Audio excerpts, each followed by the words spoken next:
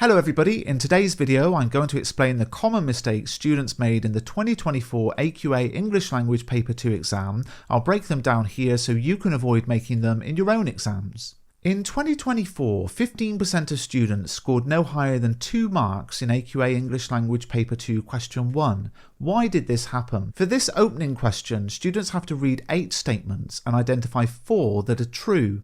Now, the main challenge in 2024 seemed to be that some statements were phrased using similar wording to the text, but weren't actually true.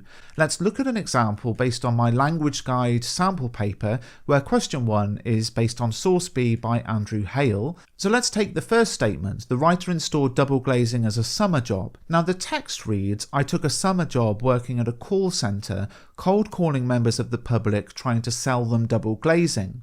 In the 2024 exams, there was an incorrect statement that closely mirrored the wording of the text, and we have the same thing here. Both the statement and the text describe summer jobs related to double glazing, but there is a small difference. The writer wasn't installing the double glazing, they were selling it. Therefore, this statement is not true. Now, the problem is that if a student selected this one as true, they're then going to just look for 3 more true statements, but actually, of course, there are 4 to find because this one isn't one of them. And this is what's happening in the exams time and time again. So this isn't about the exam board trying to trick students. AO1 is all about making a thorough and careful reading of the text, so you must read through it with a focus that doesn't immediately latch onto something just because some of the words are the same as the text. The exam report also highlighted that the statements are always presented in the same chronological order as the text, and this makes it easier to methodically verify the correct answers.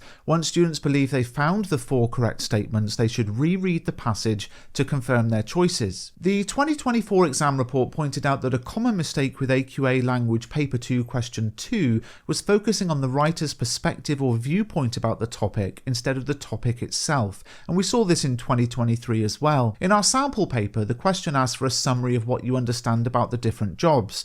The question is specifically about the jobs themselves, not what the writers felt about them. However, what happened in the 2023 and 2024 summer exams was that students ended up writing about the writer's perspectives on the topic rather than the topic itself. For instance, this would be like writing about Andrew Hale's opinion of working in the call centre or Ada Neil Chu's viewpoint on working in the factory.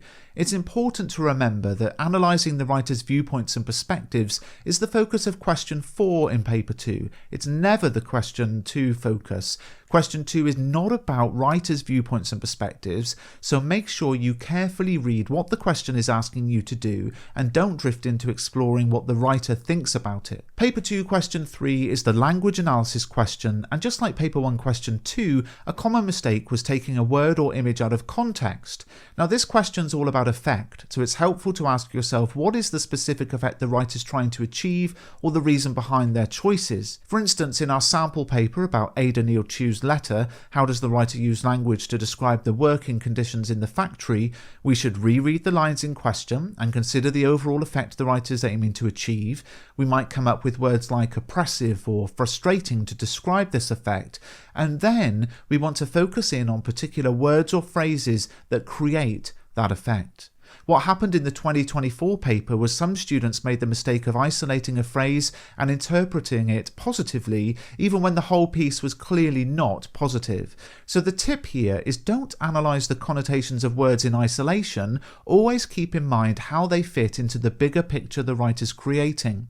Analysing individual words or phrases is a good idea, but what you write about them has to tie in with the context in the rest of the source. Language Paper 2 Question 4 is about the writer's viewpoints and perspectives. In the 2024 exam, one issue was that students were able to identify the viewpoint but not go any further than that, and the tip here is to follow this approach. Firstly, what are the viewpoints and perspectives? Then what methods are used to present them? And then why are those methods used? So in our sample paper, that's like picking out that Ada Neil Chu's perspective is that her experiences at work are harmful. The method used to present this viewpoint might be the medical terminology like remedy and suffering, and why that method is used is to show that the conditions aren't just tough, but are actually damaging the worker's health and well-being. Using medical language carries with it the connotation that there's an urgent need to step in and fix things. It holds a sense of moral responsibility because we all agree it's important to treat suffering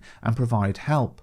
Now obviously this is a comparison question, so you'd then go on to compare with the other source, but you can see from this example that identifying the perspective isn't enough, it's about the method used to present it and why that method is used, and that also came up in the exam report, the need to write about methods. The main issue with the 2024 Paper 2 Question 5 in the AQA English language exams was students who wrote answers that were too long, often 4, 5 or 6 pages. The exam report said that 2 or perhaps 3 pages is often enough for most students to clearly show their writing ability and hit everything they're going to hit in the mark scheme.